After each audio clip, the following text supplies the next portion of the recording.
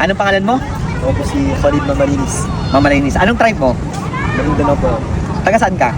Sa Mindanao po, sa Cotabato po. Sa Cotabato. So mga kapatid, siya po ay isang Maguindanaon. So nakakatam na. So Hafiz, ang pangalawa mong challenge ay magbabasa ka ng hadith.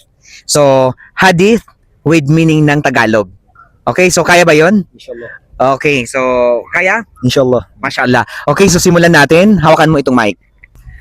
Alhamdulillahi Rabbil Alamin. Salatu wassalamu ala ashrafil anbiya'i wal mursalin. Amma ba'd. Assalamualaikum warahmatullahi wabarakatuh. Qala Rasulullah sallallahu alaihi wasallam: "As-sawmu Ramadan imanan wa ihtisaban, ghufira lahu ma taqaddama min dhanbi." Ang kanyang ibig sabihin po na kung sino man sa taong mag-ayuno sa buwan ng Ramadan, tapos siya ay nananampalataya sa Allah subhanahu wa ta'ala at ninanais niya ang kanyang gantimpala o di kaya ay gusto niya makamtan ang kanyang gantimpala, ay ghufira lahu ma taqaddama min dhanbi. Katotohanan ipapatawad sa kanya ng Allah subhanahu wa ta'ala ang kanyang mga naunang mga kasalanan.